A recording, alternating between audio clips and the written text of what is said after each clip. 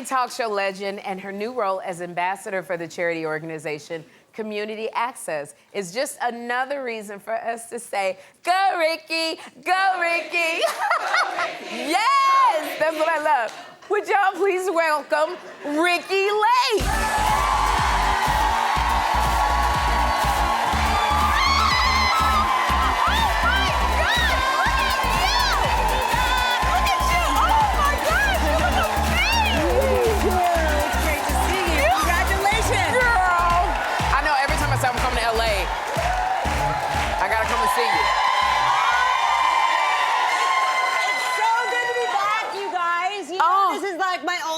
This is your old set. Well, this is not my old. I always think I was one floor below. Okay, but downstairs. In this building, we did the Ricki Lake show for the 7 years of the 11-year run. Now, whoever was here at the top, did they complain about the noise with the "Go Ricki"? Oh, go Ricki. Like, I don't recall. Okay. I mean, it was all good. It was all good. You know, it's just great to be back. That was like my viewing, watching. Like I couldn't wait till it was like the "Go Ricki." That's all you. I know, which is so funny because "Go Ricki" implies going. I just got here. I don't want to go.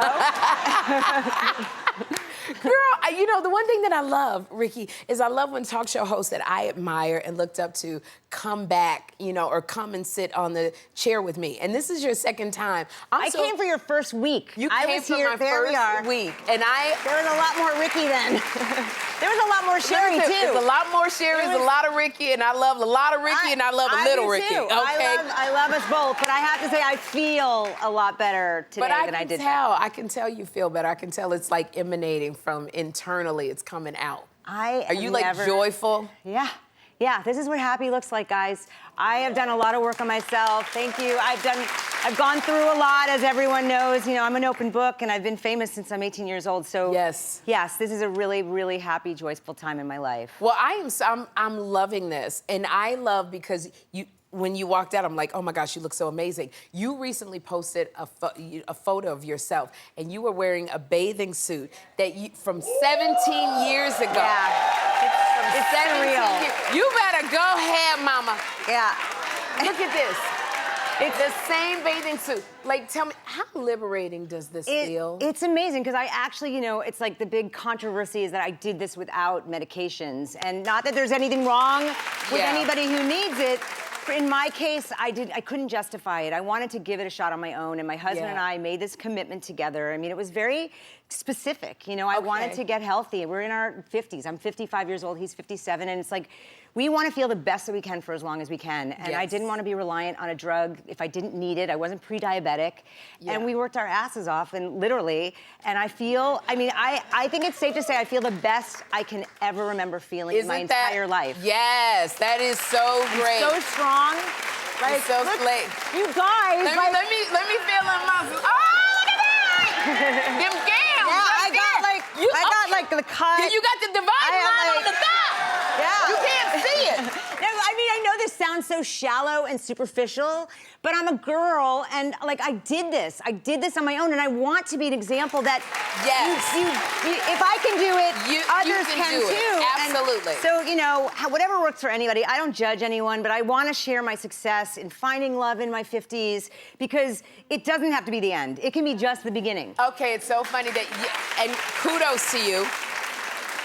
It's all, you know, we always, when we're losing weight, there's always that thing that we always wanted to do. When I lost weight, it was like, oh my God, you can see my bones in my neck. Like, I got the bones. For me, it's crossing my legs comfortably. Literally, like this is something that was important to me. And you are able to do it. I'm able to do that. I'm able to wear my all of the clothes I'm wearing, with the exception of this, is like 20 years old when I was. I love this. I like reusing my stuff. And Ricki, you talk about how good you feel. You talk about finding love in your 50s, and you've been married 2 years to your husband, Ross. You guys have been together for you've been together 4 years. Almost 4 years. We can't even pinpoint the actual day that we connected, but he is probably one of the greatest things that's ever happened to me in my entire life. Well, I remember, can I tell you?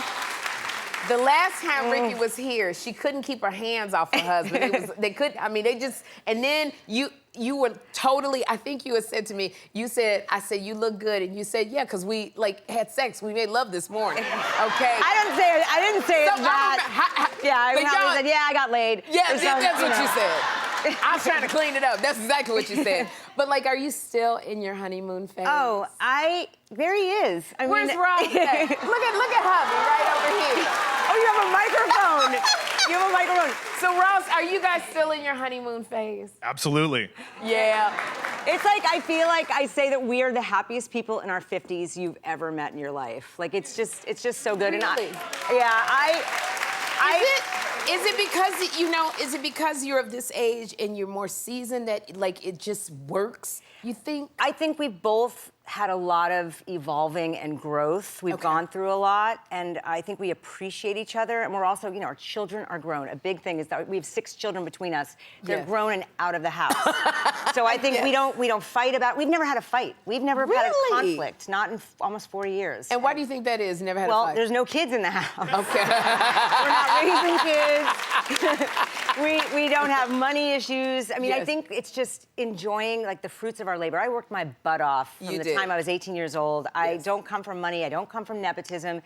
And now is kind of the coasting time, and it's really been just a joy.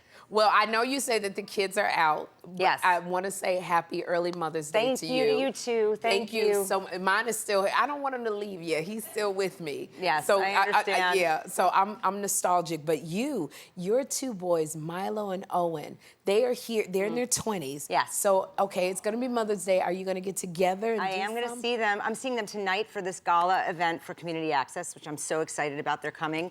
And then I'm going to be with them on Mother's Day as well. Yeah, what are y'all doing? I haven't figured it out yet, but they live together in Queens, and so I'm going to finally see their place. Yeah. And they run a restaurant together, so I won't be able to see the restaurant because it's closed when I'm going to be able to go there. Yes. But I will be able to see where they, you know, sleep at night, and they're awesome. They're happy. They're thriving. They're so amazing. And that's what every mother was for the kids, for them to be And I have to say, I was the mother that couldn't wait for them to go to college. And like, I did not cry. I think I peeled out of the driveway of the college. Like, see ya! You know, it's so much work. You give everything for your kids, and you know they're on their own. They're really doing great, and I'm a very proud mama. Oh, congratulations! Thank you. You did a good job. Thank you. You know what's so funny? When your name is mentioned, the actor Andrew Rannells was here. Oh, I saw the show. He talked about you, and he revealed, when we were talking, he revealed that he lied to get onto your show. Like, did you even know that he had lied to get onto your talk show? I mean, it happened a handful of times. We used to pride ourselves on the fact that we had real stories. It was like, it's got to be real, it's got to be Ricki. But there would, you know, some would slip through the cracks, and I understand that he did pull a fast one on me. Absolutely. And I forgive him. You did, because it was so funny, because the audience doesn't know, he lied.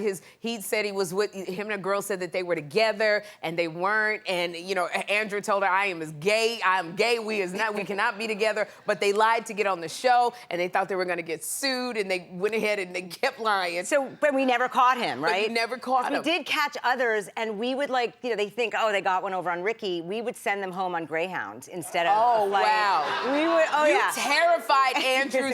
He was so terrified. So, like, I want you to look at the camera. Which camera should Ricki look at? All and right. tell Andrew, because he did admit that he lied to get on the show. Do you forgive him? How you feel? Andrew, yes, I absolutely, it's water under the bridge. I forgive you. I'm a huge fan. And, you know, I came to see you in the Book of Mormon. Yes. You were fantastic. Okay, there we go, Andrew.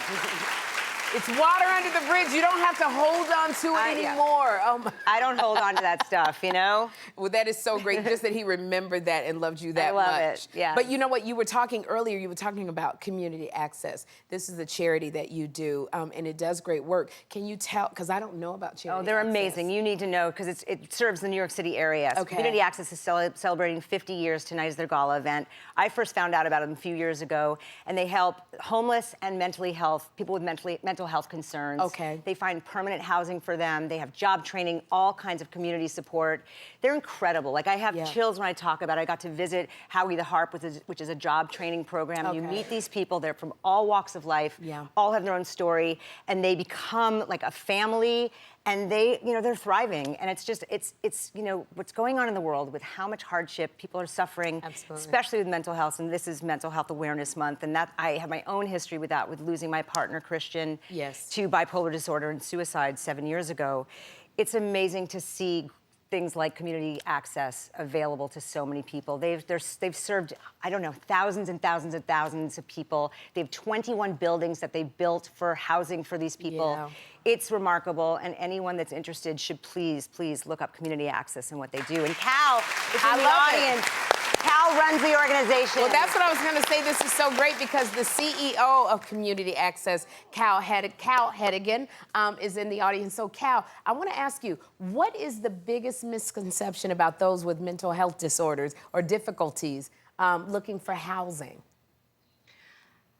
I think there's just so much stigma and discrimination and dehumanizing that happens in our culture, and a sort of lack of understanding of how much we all have in common as human beings struggling to survive. I got you.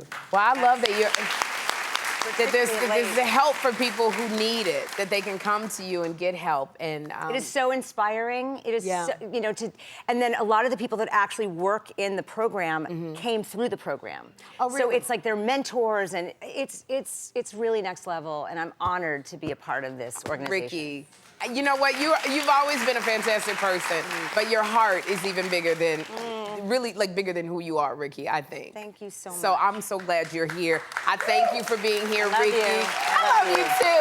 Oh my gosh.